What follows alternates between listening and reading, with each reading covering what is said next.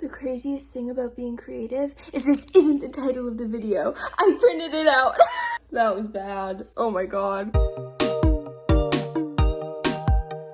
As a majority romance, fantasy, romantasy reader, I will be the first to admit that sometimes I kind of harshly judge those that choose to indulge in self-help books, okay? Like, I'll admit it. But as I was listening to my finance bro adjacent brother talk about his favorite self-help books over the holidays, I thought, hey, who am I to judge? So I'm gonna spend the next week trying to see if one of the best-selling self-help books can impact a more creative-minded person. And I wanna see if it can even inspire creativity. So I just picked up Atomic Habits by James Clear.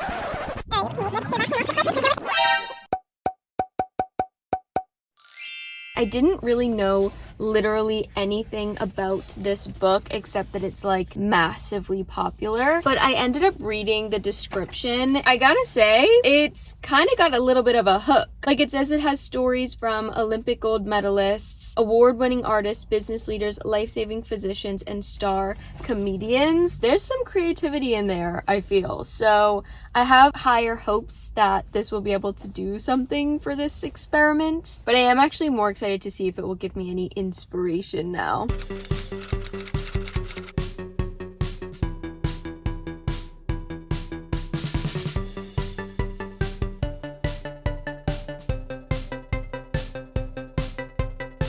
I think for today, I'm just gonna focus on reading and seeing if any inspiration strikes, and then I can kind of build up a little reservoir of inspiration and ideas from this book that's supposed to kind of be a guidebook to living to your potential, your fullest potential, and start putting that into action when I have a better idea of like what I'm supposed to be doing. So day one is going to be a learning day, a thinking day. And yes, I did put sweatpants on as soon as I got home.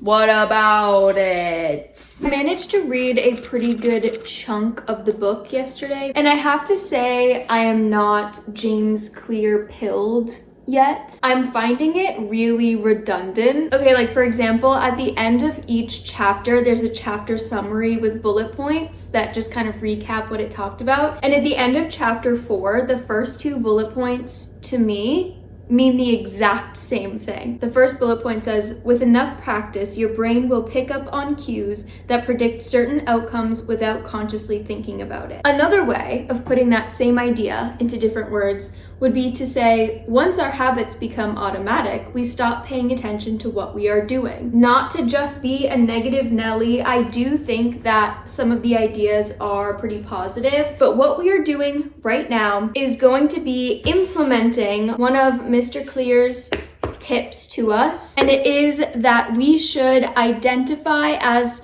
the type of person that we want to be in the future. So today we are going to be writing down a whole bunch of like identities, and then I'm gonna hang them up around my apartment as visible in my face reminders to be the version of myself that I want to be, because that's now how I'm going to identify.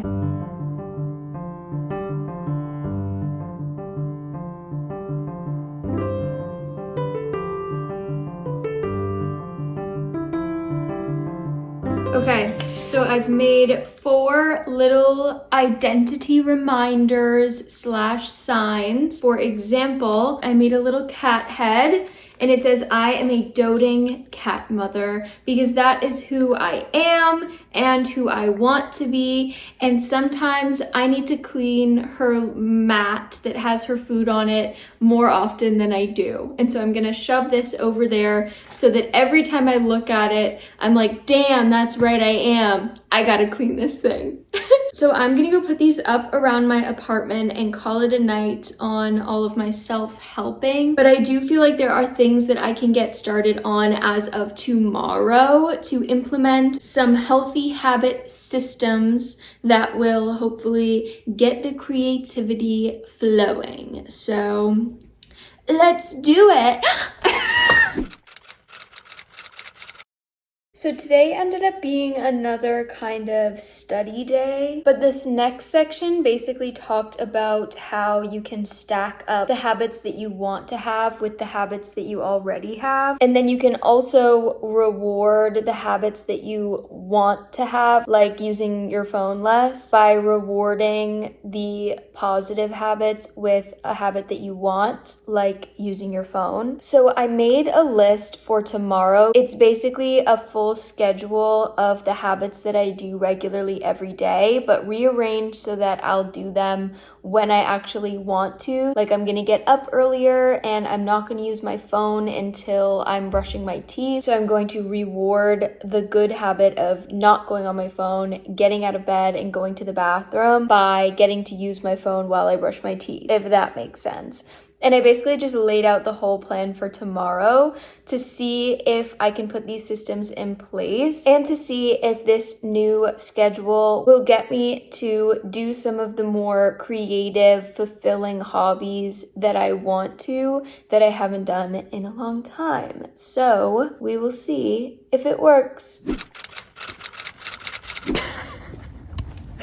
My face is comically red because it's freezing outside and I forgot to bring a jacket. But I wanted to give you an update because it's the first day that I tried the new habit system, and it was a bit of a failure this morning because it turns out that getting to use my phone in the bathroom instead of in my bed is not enough of a reward to like get me to get up. I will literally sit and stare at the ceiling if it means I don't have to get out of bed. But lesson learned, we're just trying to get 1% better every day.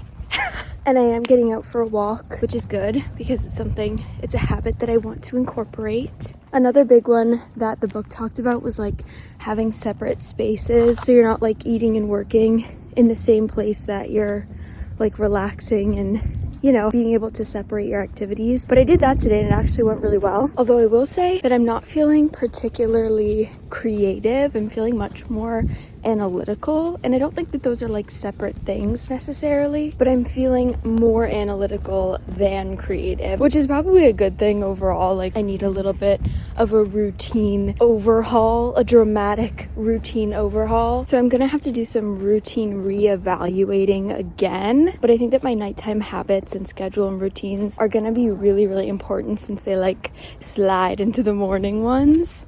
So we'll see how that goes tonight. At some point, I just like stopped doing enough, and I want to have like a fuller life and do more with the time that I have and all of that. And I do think that stacking a whole bunch of habits that I want to do and also need to do on top of each other definitely did make it a busy and productive day. So for tomorrow, since it's the last day and it's the big finale, I have revamped my habit stack, and I intentionally built in time for creativity, which, as a lover of creativity, I must say it's usually not my favorite thing to be like scheduling the time that I'm allowed to be creative, but that kind of feels like the last test for this life revamping habit system guide of a book. But now, because I'm eepy, I'm going to bed. Happy Friday, everyone, and welcome to the final day of our self-help experiment. I think I already talked about it, but I revamped my little habit schedule for today so that I could really test it out in full and give this experiment the trial that it deserves. I'm getting up on time.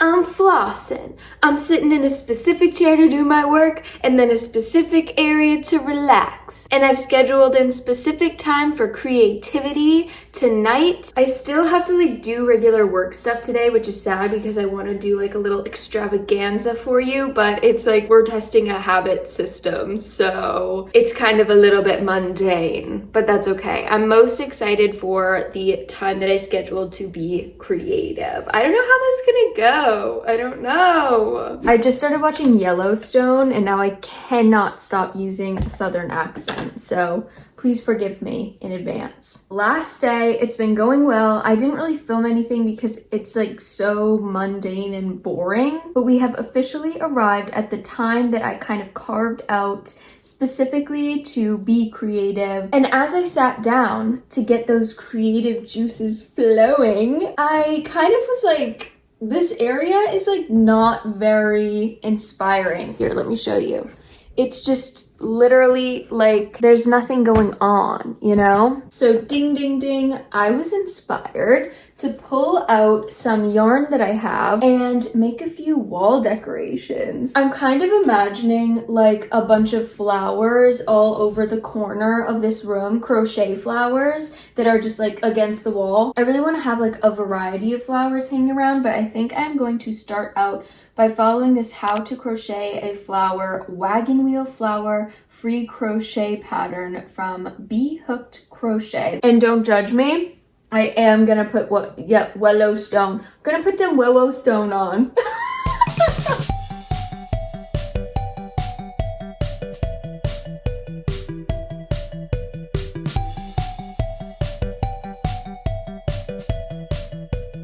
Oh my gosh darn. I'm just kind of spreading it out so that you can see all the petals, but it's really pretty. Oh my gosh. It is 9 o'clock now, friends, and that basically means that it's time for my nighttime habit stack, which basically means like cleaning my kitchen and then getting ready for bed. I know, I live very exciting Friday nights. But that also means that this mini experiment is officially over. I know, none of us want it to be over. It was actually more fun than I thought it would be. And I do understand why Atomic Habits is so popular. I think it has a lot of applicable information that can genuinely impact your habits and habit stacking. So if it's like positively impacted you and your life and your schedule, that's amazing. But I do kind of stand by my previous judgments. It's very repetitive and it's not gonna be like the Rosetta Stone of building the perfect life and having the perfect routine and maximizing your daily schedule or creativity. Like literally every self-help book, it's just another tool that you can put into your toolbox and pull out if you need it. I don't think that it was particularly creatively inspiring, although I do really like these little like identity posters that I made. And I think that if you're struggling to find time to be creative, even if it feels restrictive, it can be really helpful to like schedule in time specifically for your creativity. Like I've been wanting to make these crochet flowers for a long time and finally getting to do that actually feels really good. So my conclusion is it's okay. I will definitely be thinking about the steps that the book encourages as I move forward, but I probably will not pick up another self-help book until my brother forces me to read one again next year, you know? But thank you so much for watching. Please give the video a like if you enjoyed. Happy New Year. Love to everyone. And that's all. Bye.